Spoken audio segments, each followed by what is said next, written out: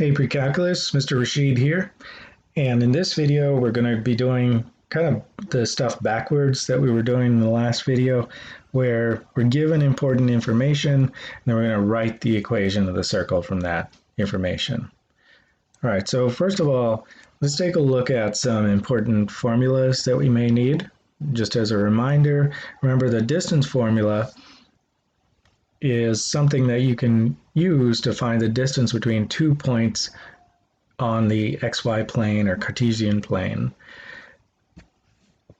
And so if you have the 2 points and you label them, so if I label the first point x1, y1 and the second point x2, comma, y2, then this is the distance formula I could use.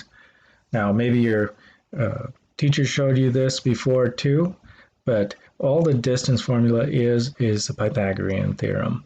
So if I've got this point here and some random point over there, then all I'm doing is finding this distance here, the x distance apart, and then the y distance apart, and then that forms a right triangle like this. And so this first part here represents this side squared, and the second part here represents this side squared, and then you're square rooting the whole thing to find that hypotenuse, right? So that's another way you can think of the distance formula. All right, so let's plug these in. I would recommend just labeling these as x1, y1, x2, y2 to keep things straight, but you can do it however you like. So let's just follow this format that's given to us. So x2 is 8 minus, and x1 is 4. Then I've got y2, so y2 I've labeled as a 3, and y1 I've labeled as -2. So don't forget this is minus then whatever your y1 is, so it's minus a -2. And then that's all squared, and then don't forget the square root here, and then that'll give me the distance. Okay, so this is 8 minus 4 squared, which is, well, 4 squared, let's leave it like that. 3 minus a -2 is plus 2, 3 plus 2, so that is 5 squared, and square root. So this is 16 plus 25, and square root, and that is square root of 41. And if the problem asks you to convert to a decimal, you can plug that into your calculator. Okay, so the other one is called the midpoint formula. And so we might encounter this in terms of, so let's back up a second. Why do we need this distance formula right now in our circles chapter? Well, sometimes in the circles problems, we'll be given the center of the circle, and then we'll be told the coordinate of a point that's on the circle. So if we have the center, that's great. That's one part of our circle formula. But then just given a point, that doesn't really help us. We need a radius. So we can use the distance formula then to figure out this distance here, which is the radius. So that's why we have this distance formula. And actually, I can show you this in, your teacher can show you this in class. The circle form equation is actually derived from the distance formula. It's a form of the distance formula. Okay, so let's look at the midpoint formula then. So why do we need this? Just a reminder, we've seen this in geometry, but we may be given points on opposite ends of a diameter, right? And then that's it. That's all we're given. So what we can do is just taking those 2 points on opposite ends of a diameter, we can get the halfway point. That halfway point is the center of our circle. And then once we have the halfway point, then we got the radius as well, and we're good to go. We can make the equation of the circle. So the midpoint way it works is we take half of it's very interesting. You can take just half of or the average of your x values and the average of your y values separately, and that gives you your midpoint location.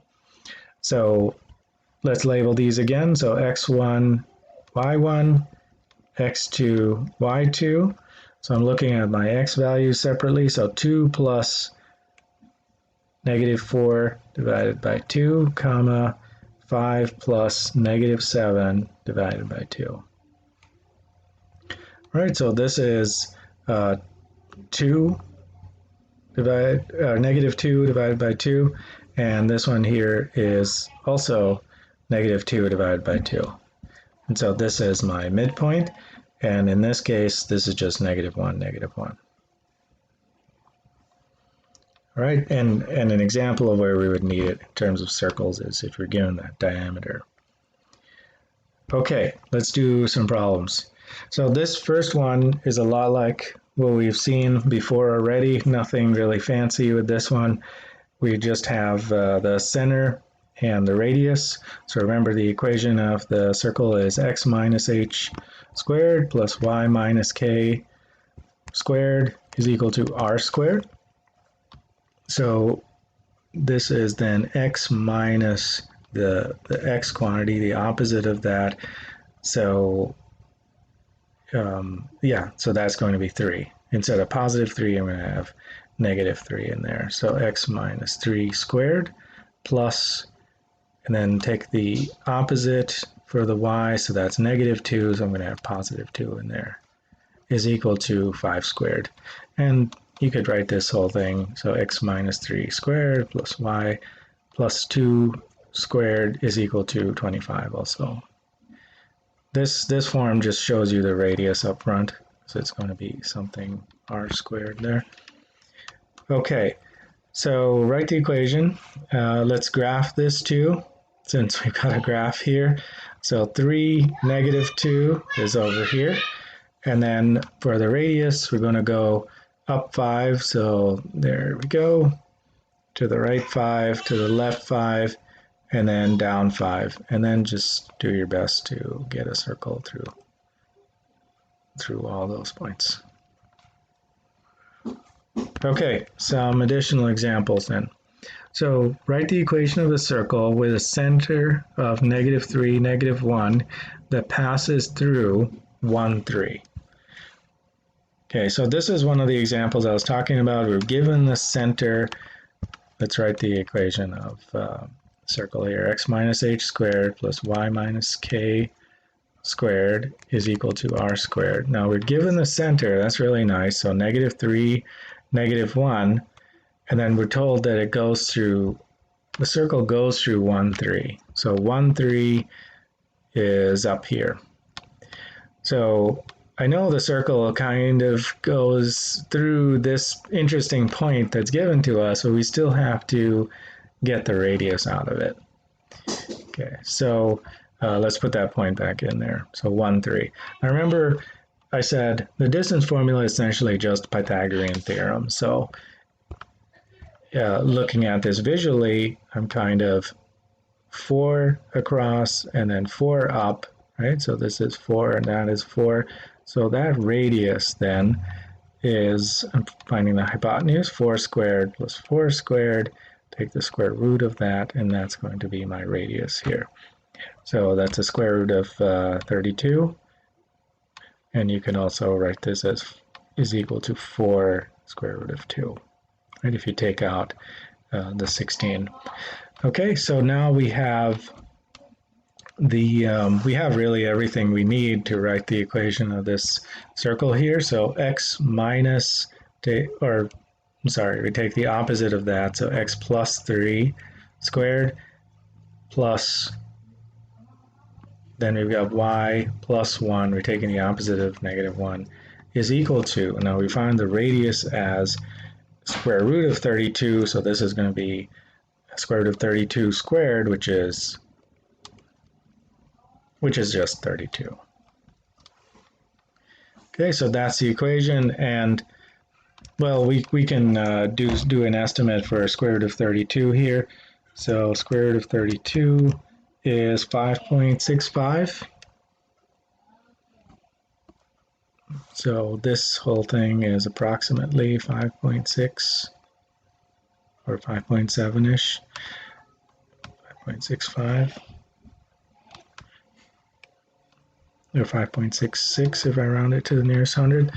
So let's just go 5 units off, so or 5.5 units. So 5.5 is over here, and 5.5 is up there, and God, 1, 2, 3, 4, 5.5 is over here, and then there's going to be something 4, 5 is down there.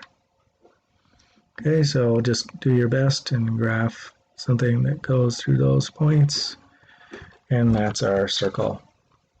Okay, so next example here. Write an equation of a circle with a diameter that has endpoints at 2, 4, and negative 12, 14. So this is one of those cases where we're given those endpoints. So 2, 4, and then negative 12. So this is 6, 4, 10. So I'm kind of over here.